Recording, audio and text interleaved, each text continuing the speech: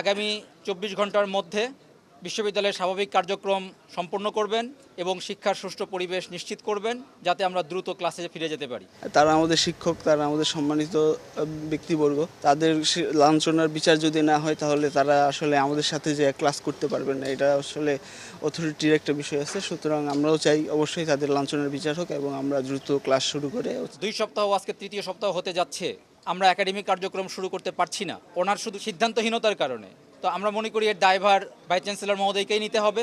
আমরা আজকে দ্বিতীয় দিনের মতো অবস্থান কর্মসূচি পালন করলাম, এখনও ওনাকে আমরা পাইনি, যে কারণে আমরা কোনো অগ্রগতি দেখতে পাচ্ছি না। আমরা আজকে সিদ্ধান্ত নিয়েছি আগামী 24 ঘন্টার মধ্যে বিশ্ববিদ্যালয়ের স্বাভাবিক কার্যক্রম সম্পন্ন করবেন এবং শিক্ষার সুষ্ঠু পরিবেশ নিশ্চিত করবেন যাতে আমরা দ্রুত ক্লাসে ফিরে যেতে পারি।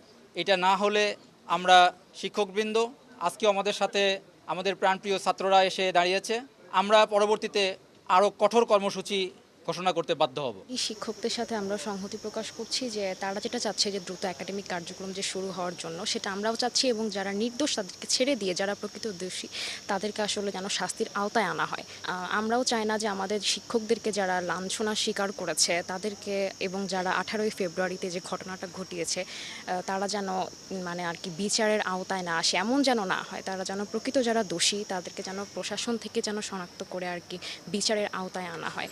আমাদের এভাবে একাডেমিক কার্যক্রম বন্ধ হয়ে আছে এবং টিচাররাও এটা নিয়ে আসলে আমাদের মনে হয় যে তারাও আসলে ডিস্টার্ব জিনিসটা নিয়ে তারাও চাচ্ছে খুব দ্রুত একাডেমিক কার্যক্রমে ফিরতে। এটা আসলে আমরাও চাচ্ছি। এখন দেখা যাক কতটুকু প্রশাসন থেকে আমরা সাহায্য পাই। আসলে আমরা স্টিল কোনো রেসপন্স পাচ্ছি না। আমাদের ভার্সিটির যে অবস্থা। লিলি হালাল বিউটি সোপ, বিএসটিআই কর্তৃক সনদপ্রাপ্ত দেশের প্রথম হালাল বিউটি সোপ, দীপ্তিময় উজ্জ্বল ত্বকের জন্য।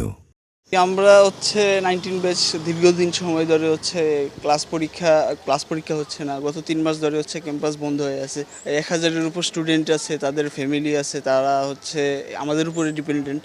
আমরা কবে আয় করব সেই জন্য আমরা সবাই এখানে আসছি স্যারদের সাথে কর্মসূচিতে একসাথে একত্রতা ঘোষণা করার জন্য।